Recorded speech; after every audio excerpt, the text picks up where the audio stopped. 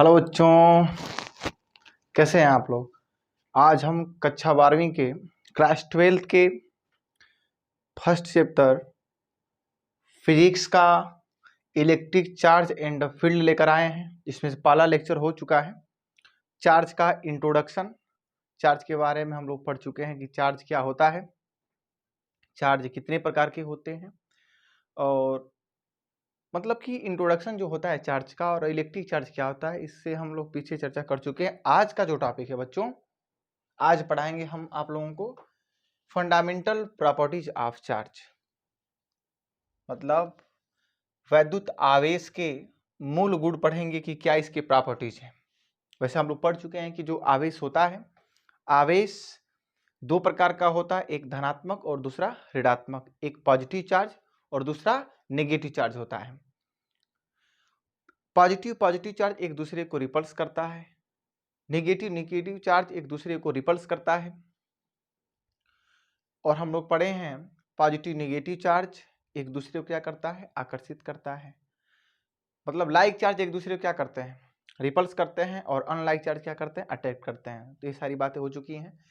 आज का जो टॉपिक है बच्चों, फंडामेंटल प्रॉपर्टीज ऑफ चार्ज, बिल्कुल बेसिक ही है, जिसमें से आपको पढ़ना है पहला एडिटिविटी ऑफ चार्ज, आवेश की योज्यता। आवेश की योज्यता, चार्ज ऑफ एडिटिविटी होता क्या है, जरा इस बात को समझिएगा। जैसे हम लोग जानते हैं कि जो चार्ज होता है, जो चार्ज होता है बच्चों, ये एक प्रकार का स्केलर क्वांटिटीज है, स्केलर क्वांटिटीज है। यह कौन सी राशि है, यह अदिश राशि है। और अदिश राशियों को जोड़ने के लिए हम सिंपल बीजगणितीय नियम का पालन करते हैं। एकदम सिंपल जोड़ लेंगे, कोई वेक्टर लॉ नहीं लगाना है। जैसे कि मान लीजिए कि मेरे पास n चार्ज है, एग्जाम्पल के तौर पर मानिए कि मेरे पास n चार्ज है। जैसे कि मैं देता हूं आपका Q1, Q2, Q3, Q4, बहुत सारे हैं, मान लीजिए n चार्ज हैं। तो इनको आप लोग सिंपल जोड़ लीजिए, आपका टोटल नेट चार्ज जो हो जाएगा, जो नेट चार्ज हो जाएगा बच्चों, वो आपका हो जाएगा Q1 plus Q2 plus Q3 ऐसे ऐसे प्लस Qn तक। मतलब आपको सिंपल क्या कर लेना है, जोड़ लेना है। इसी को बोलते हैं एडिटिविटी ऑफ चार्ज, आवेश की योज्यता। क्योंकि आप लोग जानते हैं कि स्केलर क्वांटिटी जोड़ने के लिए कोई वेक्टर लॉ लगाने की आवश्यकता नहीं है, तो इसलिए हम इसे सिंपल जोड़ देंगे और नेट चार्ज हमारा ये हो जाएगा। इसी को बोलते हैं एडिटिविटी ऑफ चार्ज। आशा करता हूं समझ में आया होगा। दूसरी फंडामेंटल प्रॉपर्टीज की पढ़ते हैं, conservation of charge. Conservation of charge, आवेश संरक्षण या आवेश संरक्षण का नियम जिसे कहते हैं, ये क्या होता है? ये होता है आवेश को न तो उत्पन्न किया जा सकता है, आवेश को न उत्पन्न किया जा सकता है और न ही नष्ट किया जा सकता है। आवेश को ना ही हम उत्पन्न कर सकते हैं, ये एक फंडामेंटल प्रॉपर्टीज है। इसे हम लोग बनाए नहीं है, या ऐसे समझ सकते हैं प्रकृति में पहले से क्या है, उपलब्ध है। तो ये चीज, तो बच्चों आवेश को न उत्पन्न किया जा सकता है और न ही नष्ट किया जा सकता है। क्या किया जा सकता है? केवल ट्रांसफर किया जा सकता है, ऐसे समझ सकते हैं। इसमें ये चीज बढ़ा सकते हैं, लिख सकते हैं, केवल इसे ट्रांसफर कर सकते हैं, स्थानांतरित कर सकते हैं, ट्रांसफर किया जा सकता है, किया जा सकता है। मतलब आप आवेश को नहीं बना सकते हैं, ना ही उसे नष्ट कर सकते हैं, ये सिर्फ ट्रांसफर होता है।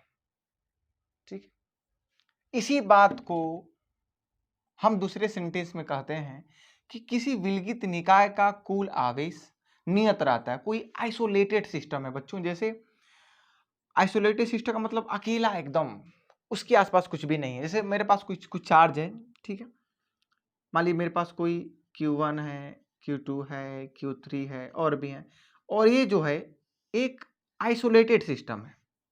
क्या है, आइसोलेटेड सिस्टम। मान लीजिए प्लस क्यू है, माइनस क्यू है, प्लस क्यू 3 है, एक प्रकार का ये आइसोलेटेड सिस्टम है। और आइसोलेटेड सिस्टम का मतलब कि एकदम अकेले, इसके आसपास कुछ भी नहीं है बच्चों। और इसमें इसको मैं आइसोलेटेड कर चुका हूँ। मान लीजिए हमारा इंसुलेटर है, इंसुलेटर की बाउंड्री है, इसमें रख दिए हैं। आप इसमें कुछ भी करिए, पटकिए, उठाइए, पूरा मतलब कुछ भी करिए यहाँ पर, इसका जो चार्ज है ये नियत रहेगा, जो चार्ज है वही रहेगा। मतलब कुछ भी करने के बाद जो ये चार्ज रहेगा, ये मान लीजिए आपका अगला जो चार्ज बना वो क्यू डैश हो गया, ठीक है, दूसरा क्यू 2 डैश हो गया, तीसरा क्यू 3 डैश हो गया। इन दोनों का योगफल क्या होगा, बराबर होगा। ये नष्ट होने वाली चीज नहीं है, मतलब यहाँ का चार्ज क्या होगा, बराबर होगा। मतलब नेट चार्ज क्यू नेट क्या होगा, इन दोनों के योगफल के बराबर होगा। मतलब लिख सकते हैं plus Q1 minus Q2 plus Q3 is equal to Q1 plus Q2 और प्लस Q3, ऐसा मान सकते हैं। मान लीजिए माइनस लगा दीजिए तो माइनस Q3, इन दोनों के योगफल के क्या होगा, बराबर होगा। इसी को बोलते हैं हम लोग कंजर्वेशन ऑफ चार्ज। ठीक है, कि किसी विलगित निकाय का कुल आवेश नियत रहता है, बदलता नहीं है, कांस्टेंट रहता है। इसे ही वैद्युत संरक्षण का क्या कहते हैं, नियम कहते हैं। ये बच्चों हमारा है कंजर्वेशन ऑफ चार्ज, बड़ा आसान है। एडिटिविटी ऑफ चार्ज में पढ़े हैं कि जो हमारा ये चार्ज होता है, आवेश होता है, एक अदिश राशि है और अदिश राशियों को जुड़ने के लिए कोई वेक्टर लॉ नहीं लगाना है। आप सिंपल जिस तरह से 3+2 करते हैं उसी तरह से जोड़ लीजिए। हाँ, साइन का ध्यान देना है, कौन पॉजिटिव है और कौन नेगेटिव है, इसका ध्यान देना है। मतलब सिंपल आपको सिंपल गणित का यूज करना है। ठीक है, तो ये हमारा होता है एडिटिविटी ऑफ बच्चों चार्ज। दूसरा हम लोग बात कर चुके हैं conservation of charge. Conservation of charge का मतलब बच्चों किसी विलगित निकाय का, कहने का मतलब चार्ज है कोई, तो चार्ज को ना ही हम लोग नहीं बना सकते हैं, ये पहले से प्रकृति में उपलब्ध है, जो बात हो चुकी है। और इसे हम नष्ट भी नहीं कर सकते, चाहे किसे नष्ट कर सकते तो नहीं कर सकते। बस कर क्या सकते हैं, किसी एक पदार्थ से दूसरे पदार्थ में ट्रांसफर कर सकते हैं, इतना ही कर सकते हैं। तो ये है हमारा कंजर्वेशन ऑफ चार्ज। तो नष्ट नहीं कर सकते तो कंजर्व रहेगी, वो नष्ट होने वाली चीज नहीं है। ये है आपका conservation of charge. Quantization of charge की अगर हम लोग बच्चों बात कर लें, क्वांटाइजेशन ऑफ चार्ज, तो क्वांटाइजेशन चार्ज को समझने के लिए जरा समझिए, इसका मतलब होता है क्वांटम का मतलब, क्वांटाई का मतलब क्या होता है, इसको ऐसे समझ सकते हैं कि available in fix amount, available in fix amount, निश्चित मात्रा में चीजें कुछ उपलब्ध है, क्वांटाइजेशन का मतलब होता है अवेलेबल इन फिक्स अमाउंट। ये चीज जैसे आप लोग जरा इसको समझाते हैं बच्चों, देखा गया है कि अगर किसी आवेश पर, मतलब कोई पदार्थ है, पदार्थ को आवेशित कैसे कैसे किया जा सकता है, उस पर अगर हम लोग किसी कोई पदार्थ है और पदार्थ को अगर हम इलेक्ट्रॉन निकालते हैं, पदार्थ में से अगर इलेक्ट्रॉन निकालते हैं तो उस पर धनावेश आता है। एक इलेक्ट्रॉन निकालेंगे तो एक धनावेश, 2 इलेक्ट्रॉन निकालेंगे तो 2 धनावेश, 3 इलेक्ट्रॉन निकालेंगे तो 3 धनावेश, n इलेक्ट्रॉन निकालेंगे तो n आवेश आएगा। अगर इसी तरह से अगर बाहर से इलेक्ट्रॉन दे दें, एक इलेक्ट्रॉन देंगे तो एक माइनस चार्ज, 2 इलेक्ट्रॉन देंगे 2 माइनस चार्ज, 3 इलेक्ट्रॉन देंगे -3 चार्ज। अगर हम n इलेक्ट्रॉन उस पदार्थ को देते हैं तो -n चार्ज। मतलब किसी भी पदार्थ को आवेशित किया जा सकता है। और ये देखा गया है कि सबसे जो छोटा आवेश होता है, स्मॉलेस्ट चार्ज की अगर हम लोग बात करें, स्मॉलेस्ट चार्ज की बच्चों बात करें, तो सबसे छोटा अगर चार्ज होता है, तो वह इलेक्ट्रॉन का होता है। किसका होता है बच्चों, इलेक्ट्रॉन का। सबसे छोटा चार्ज इसका होता है। कितना होता है छोटा चार्ज, एक इलेक्ट्रॉन का आवेश कितना होता है बच्चों, निकाला गया है। ठीक है, मिल्टन ने इसके बारे में बात की थी और इसका आवेश निकाला था। तो एक इलेक्ट्रॉन का आवेश जो होता है 1.6 गुणे 10⁻⁻19 कूलम होता है बच्चों। ठीक है, ये दुनिया का सबसे छोटा अगर आवेश होता है, किसी पर आवेश दे सकते हैं, चाहे आवेश होता है तो किसका होता है बच्चों, इलेक्ट्रॉन का होता है। तो होता कितना है, तो एक इलेक्ट्रॉन इज इक्वल टू 1.6 गुणे 10⁻⁻19 कूलम होता है। और ये जो छोटा चार्ज है बच्चों, इसी को बोलते हैं मूल आवेश, या इंग्लिश में फंडामेंटल चार्ज। फंडामेंटल चार्ज ये हो गया, इसे कहते हैं। ये सबसे छोटा आवेश होता है इलेक्ट्रॉन का सब। लेकिन अभी इसका मतलब नहीं समझ पाए। क्वांटाइजेशन ऑफ चार्ज का मतलब होता है कि अवेलेबल इन फिक्स अमाउंट, मतलब किसी को हम निश्चित मात्रा में दे सकते हैं। जैसे एग्जांपल के तौर पर जरा समझिए, जैसे कि मानिए कि हमारे पास ये बच्चों मार्कर है, हम किसी को मार्कर दे रहे हैं, चाहे कलम ही मान लीजिए मेरे पास एक कलम है, अगर किसी को मैं कलम दे रहा हूं तो 1 दूंगा, चाहे 2 दूंगा, 3 दे सकता हूं, 4 दे सकता हूं, 5 दे सकता हूं। क्या मैं इसे आधा दूंगा? नहीं दे सकता। दूंगा तो एकदम समझ लो कि एकदम फिक्स अमाउंट में दिया जाएगा। इसको तोड़ करके, चाहे इसे पॉइंट में करके नहीं दिया जा सकता, एकदम फिक्स अमाउंट में देंगे, फिक्स अमाउंट में अवेलेबल है। या इसी तरह से अगर हम किसी को इलेक्ट्रॉन, किसी पदार्थ को आवेश देंगे ना, किसी पदार्थ को आवेश देंगे, इस मूल आवेश का मल्टीपल ही दिया जा सकता है। मल्टीपल का मतलब ये हुआ कि आप या तो किसी को 1 मार्कर दे सकते हैं, 2 मार्कर दे सकते हैं, 3 मार्कर दे सकते हैं। सिमिलरली उसी तरह से आप किसी भी पदार्थ को अगर आवेश दे रहे हैं तो आप इस मूल आवेश को मल्टीपल में देंगे, या तो 1 मूल आवेश देंगे, या 2 मूल आवेश देंगे, या 3 मूल आवेश देंगे।